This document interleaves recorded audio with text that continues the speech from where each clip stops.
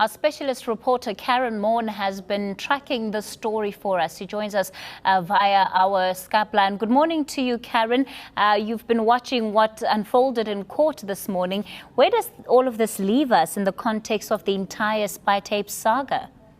Well, fascinatingly enough, the court actually saying very explicitly confirming what it had said before was that this narrative that had surrounded the prosecution of Jacob Zuma, that there was this political plot, etc., was, according to the court, an opinion from Billy Hofmeyr, the former SIU head, but not a fact.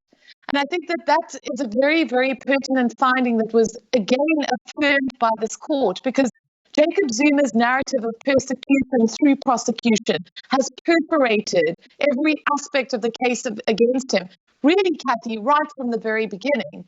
And we see now the court turning around and saying this issue of timing, this issue captured in the spy tapes, hasn't actually been proven and is actually essentially the opinion of one person. So that has political repercussions as well.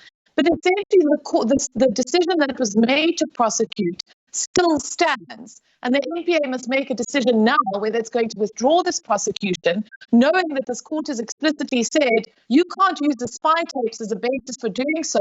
You will have to provide rational and legal reasons if you do not prosecute Jacob Zuma.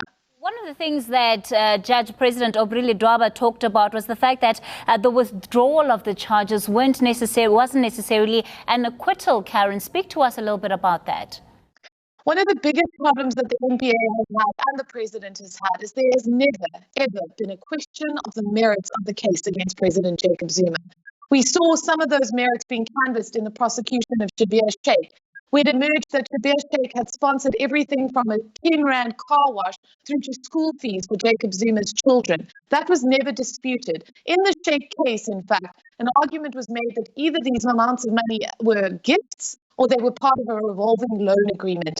Both of those arguments were rejected by the court. Subsequent to that, we saw audit firm KPMG doing a very detailed financial investigation into Jacob Zuma's financial affairs and finding questionable payments amounting to about 5.3 million Rand. And of course, the case would have been made off the back of the Shabir Shaik prosecution, which withheld several appeals, and Shabir Shaik ultimately serving a fraction of the sentence for corrupting the president. So really, one of the biggest problems that the NPA has had and the president has is that there's no question that anyone interfered with the evidence against Jacob Zuma. This case was withdrawn off the back of this inference, which the court has now rejected, that there was political interference in the prosecution.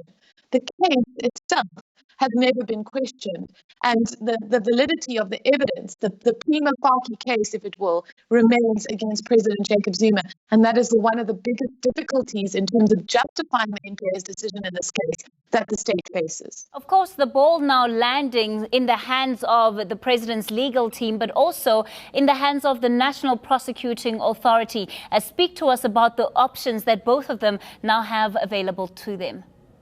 Well, they can try and petition to the Supreme Court of Appeal. I would be extremely doubtful, as Peter Vos has said before, if that were to succeed. Remember, Kathy, that this argument around the independence of the NPA has already been decided by the SCA in the Richard Mdluli matter. They said a decision not to prosecute must be reviewable. Can you imagine in a constitutional democracy if the NPA was to make decisions around prosecution and those decisions could not be reviewed? The implications.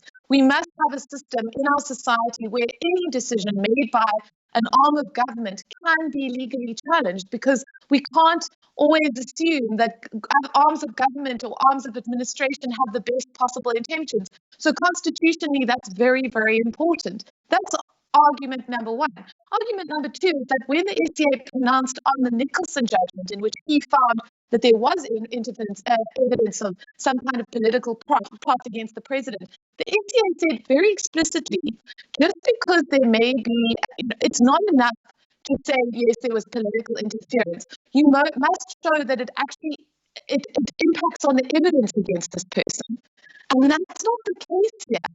So, look, I mean, stranger things have happened, but I think a number of people, including myself, will be extremely surprised if the NCA turns around and says, we're going to hear this appeal. They can then make an approach to the Constitutional Court.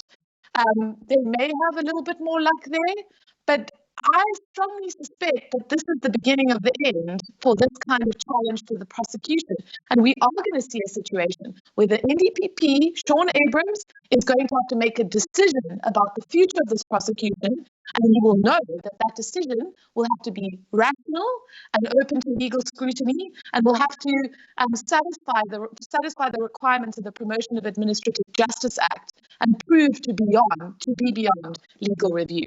All right, Karyn Maughan, that's where we leave it for this morning. Analysis, of course, on this morning's decision by the North Gauteng High Court dismissing the application for leave to appeal.